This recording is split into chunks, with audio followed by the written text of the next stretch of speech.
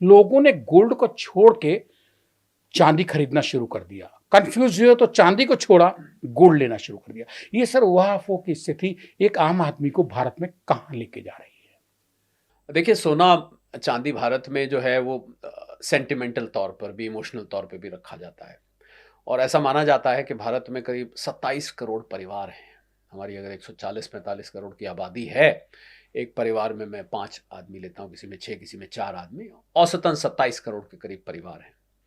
और JP Morgan की report कहती है कि 30,000 टन सोना भारत में इस समय है घरों में, किसी में संदूक के अंदर, अनाज के कनस्तर के अंदर, फोटो के पीछे, गद्दे के नीचे, वगैरह वगैरह, जो जो जिस जिसको लॉकर में, जिस जिसको जो रखने की जगह मिलती है।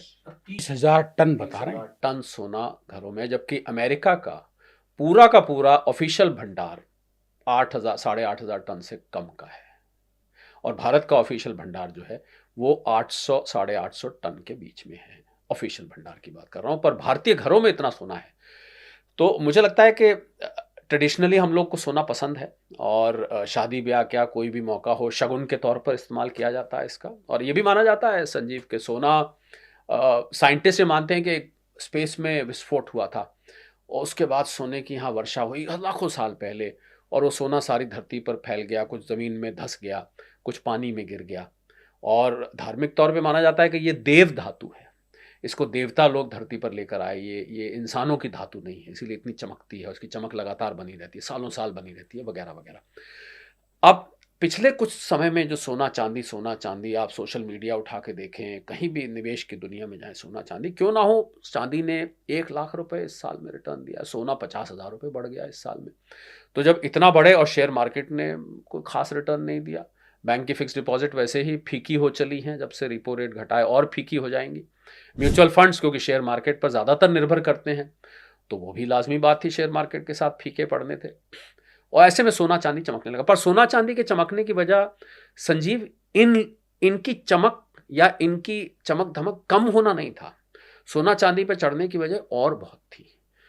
और मैं ये मानता हूं संजीव कि जिन लोगों ने सोना चांदी से पिछले 1 साल में पैसा कमाया है, अच्छा पैसा कमाया लोगों ने, लोगों को बहुत गेन हुआ है। जिसके पास मान लीजिए 1 लाख का सोना रखा था, आज वो सोना बढ़ के, और आपने सुना होगा, आपकी कोई दादी नानी कहते हैं हमारे ज़माने में तो हमने 10 रुपये तोला मिलता था, 100 रुपये तोला मिला करता था। ऐसे आपको घरों में अक्सर जब आप बुजुर्गों के बीच में बैठेंगे तो आपको ये बातें सुनाई देंगी।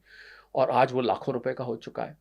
तो मैं समझता हूँ जिन लोगों ने पिछले 1 साल में कम से कम अगर सोने पे कमाया है, तो उनको एक व्यक्ति को धन्यवाद देना बनता है, डोनाल्ड ट्रंप साहब।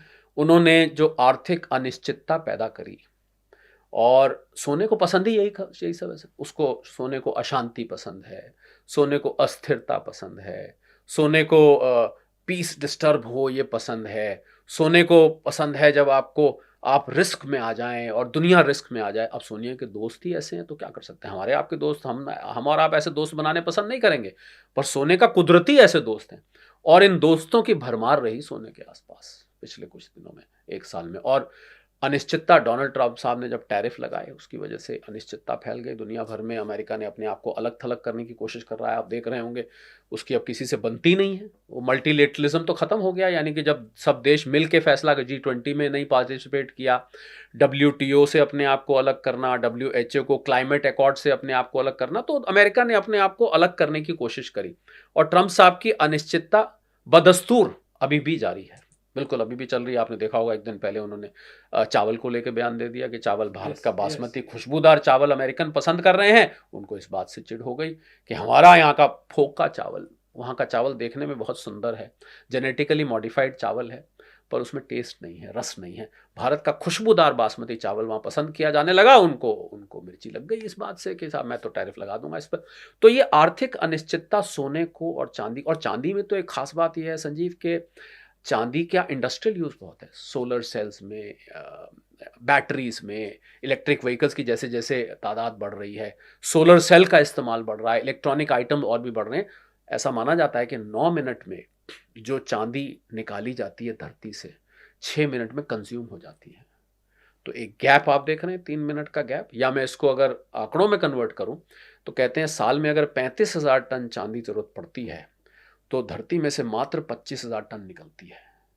बाकी की ज़रूरत कैसे पूरा होती है? रिसाइकलिंग से, यानी कि किसी ने जाके अपनी चांदी भुनवा दी, पिघला दी, इधर उधर से करके, फिर भी शॉर्टेज बनी रहती है। तो चांदी की शॉर्टेज है, सोने में निवेश है, और सोने की भी कोई बहुत ज़्यादा बड़ी सप्लाई नहीं है। ऐसा माना जाता है कि 2,20,000 और 2,25,000 टन के बीच में सोना आज तक धरती से निकाला जा चुका है।